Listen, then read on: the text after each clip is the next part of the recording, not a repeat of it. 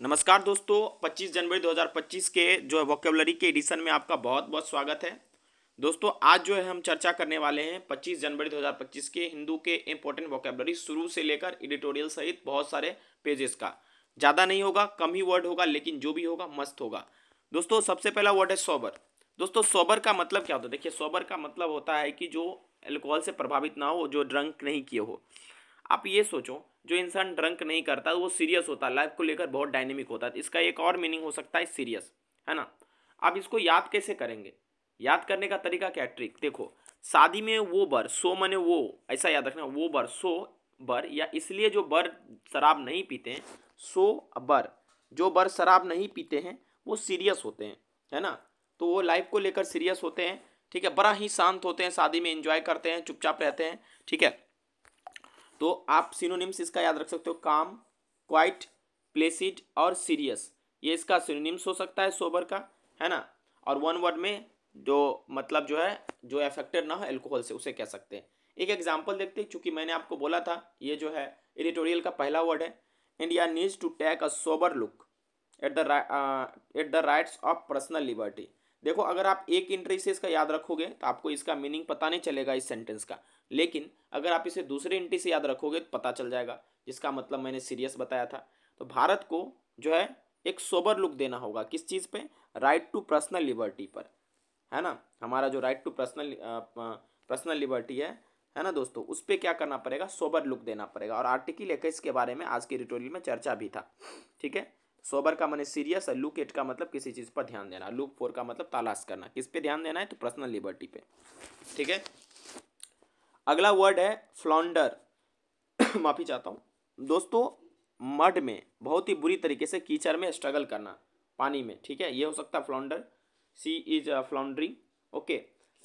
उसके बाद दोस्तों है दूसरा एंट्री होगा इसका, स्ट्रगल मेंटली। क्योंकि जब हम किसी चीज़ में स्ट्रगल करते हैं तो उसको हम कह सकते हैं भाई, मानसिक रूप से स्ट्रगल करते हैं तो उसको फ्लॉन्डर कह सकते हैं, है ना। तो अब इसको याद कैसे रखेंगे? देखिए, एफ लॉन्ड, एफ लोन और डर याद रखिएगा, एफ लोन और डर। देखो, अब जो है एफ नाम का एक आदमी था, उसको लोन लेने से डर लगता था, लेकिन उसने लोन ले लिया। और जब उसने लोन लिया अब वो मानसिक रूप से बहुत परेशान है, ठीक है। लोन से उसको अब डर लगने लगा है। एफ लॉन्डर यानी फ्लॉन्डर याद रखिएगा। फ्लॉन्डर का मतलब क्या होगा? Struggle mentally, okay. अगर इसके एग्जाम्पल में बात करूं तो he flounder helplessly on the first day of his new job, है ना। वो अपना पहला न्यू जॉब में बहुत ज़्यादा स्ट्रगल कर रहा था। इसके सिनोनिम्स की बात करूं तो स्टम्बल यानी लड़खड़ाना, स्ट्रगल करना, फ्लॉप या टम्बल हो सकता है ना। अगला है दोस्तों वर्ड ट्रंकेट। ट्रंकेट, देखिए इसका मतलब होता है काटना, कोना काट कर समतल कर देना, या किसी के सिर धड़ से अलग कर देना, ये भी होता है। आप ये समझिए, कई बार अगर ट्रंकेटिंग जजमेंट कहा जाता है तो आप एक एंट्री से अगर याद रखेंगे वर्ड तो आपको मीनिंग पता नहीं चल पाएगा। हमारा मेन उद्देश्य है आपको इसको एकदम दिमाग में बैठा देना, है ना। तो आप तीनों एंट्री याद रखिएगा अगर कोशिश हो तो, ठीक है। अगला जो चौथा वर्ड है इम्प्यूनिटी। इम्प्यूनिटी का मतलब हुआ दंड मुक्ति कर देना। कोई ऐसा हम काम करते जिसमें हमको दंड दिया जाता है, उससे पार्डन कर देना, दंड मुक्ति कर देना, क्षमा कर देना, माफ़ी कर देना, है ना। तो सिनोनिम्स आपका हो सकता है इम्यूनिटी, एग्जेम्पशन, सील्ड। जब आपको कोई क्षमा कर देता है तो आपको एक सुरक्षा मिलता है, ठीक है। और उसका एंटोनिम्स क्या होगा? लायबिलिटी और एक्सपोजर, ठीक है। देखो, अब यहाँ पर जो है इम्प्यूनिटी को याद कैसे रखेंगे? इम और PUNIT, ठीक है। देखो, पुनीत, पुनीत एक ब्राह्मण है। पुनीत क्या है? पुनीत एक ब्राह्मण है, और उसको हमें नोट यानी इम का मतलब नोट, हमें दंड नहीं देना चाहिए। इम्प्यूनिटी याद रहेगा, ठीक है। इम्प्यूनिटी का मतलब अगर पुनीत को तुम क्या करोगे? दंड दोगे तो ये क्या होगा? लो के खिलाफ होगा, हमारे जो वैदिक लो है उसके खिलाफ होगा। तो इम्प्यूनिटी याद रखेगा, याद रखना है आपको, पुनीत को दंड नहीं देना है क्योंकि वो जात का ब्राह्मण है, ठीक है। जक्स्टापोजिशन का मतलब क्या होता है? ये मैंने ऑलरेडी डिस्कस किया था। जक्स्टापोजिशन का मतलब होता है तुलना करना, मुकाबला करना, कंपेयर करना, है ना। जो दोस्तों 5 नंबर वर्ड है वो है क्यूसेंट।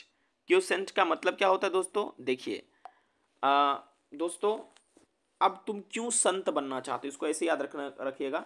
या दूसरा एंट्री में तुम क्यों सेंट लगाना चाहते हो, कितना अच्छा तो तुम हो, ठीक है। तो वो व्यक्ति कहता है हम इसलिए सेंट लगाना चाहते हैं कि हम शांत होना चाहते हैं, क्योंकि शांत सेंट लगाने से मन स्थिर हो जाता है। क्यों सेंट लगाना चाहते हो। या दूसरा एंट्रीस याद ऐसे कर सकते हैं आप कि क्यों संत बनना चाहते हो, सेंट से संत याद रखिएगा। तो वो कहता है कि संत इसलिए बनना चाहते हैं कि हम मौन रहना चाहते हैं, शांत रहना चाहते हैं, ठीक है, हम स्थिर रहना चाहते हैं।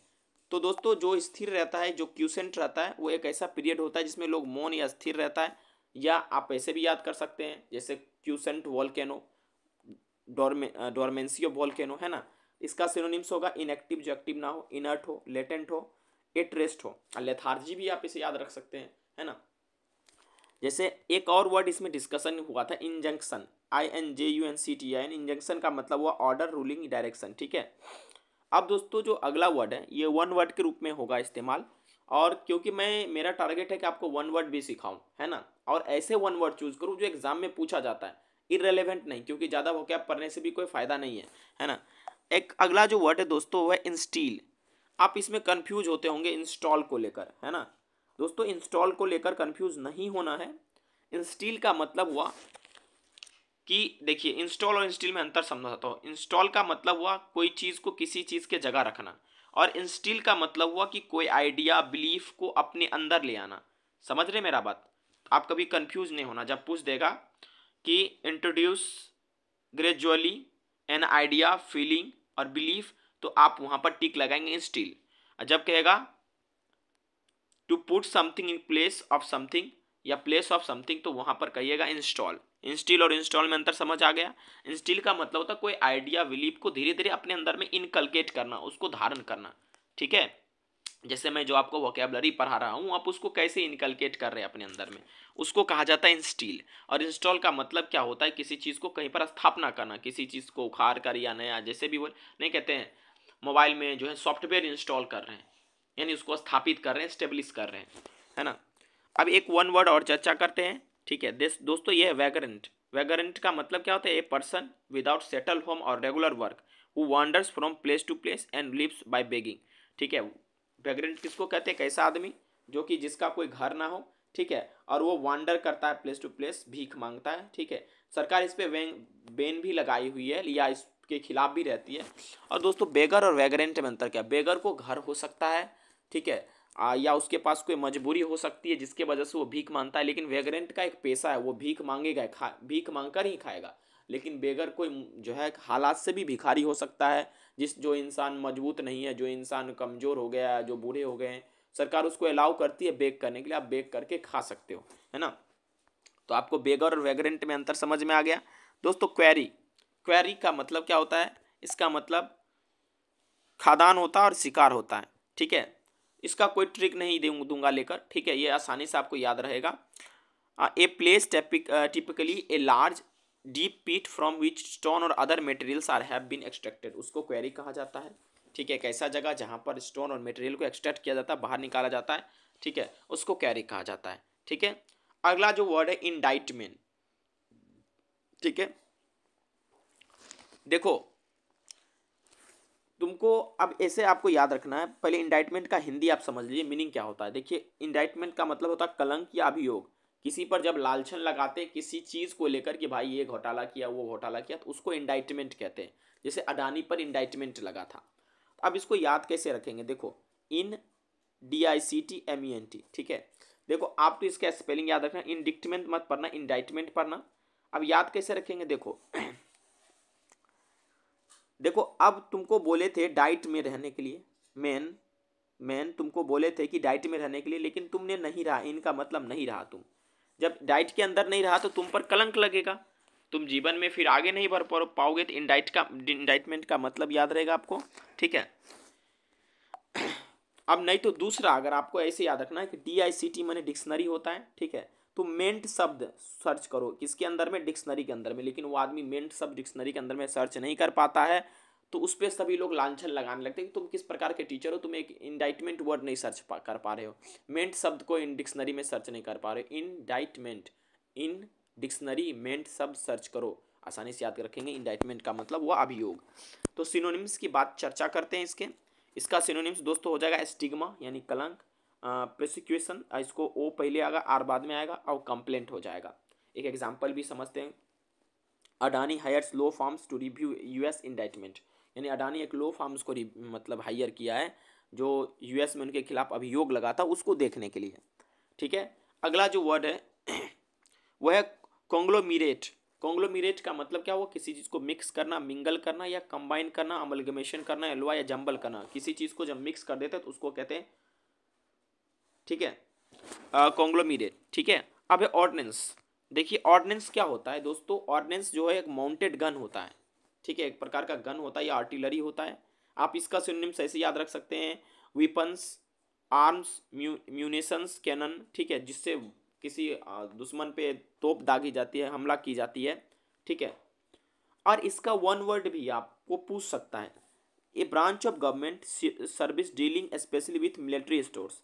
जो गवर्नमेंट का वो ब्रांच जो मिलिट्री स्टोर को डील करती है उसे ऑर्डिनेंस कहते हैं। अच्छा, ऑर्डिनेंस को ऑर्डिनेंस लेकर कंफ्यूज मत होना। ठीक है दोस्तों, ऑर्डिनेंस का मतलब होता है एक लो। ठीक है, समझ में आया कि नहीं, ऑर्डिनेंस का मतलब होता है गन या आर्टिलरी। ठीक है, माउंटेड गन्स होता है, क्लियर होगा। अगला जो वर्ड है दोस्तों वो है इक्वेस्ट्रियन। ठीक है, इक्वेस्ट्रियन भी वन वर्ड है जो हॉर्स राइडिंग से संबंधित होता है, रिलेटिंग टू हॉर्स राइडिंग, उसको इक्वेस्ट्रियन बोलते हैं, है ना दोस्तों, क्लियर रहेगा बात। अब कुछ फ्रेजल वर्ड्स का भी डिस्कशन कर लेते हैं जो कि न्यूज़पेपर में आया हुआ है।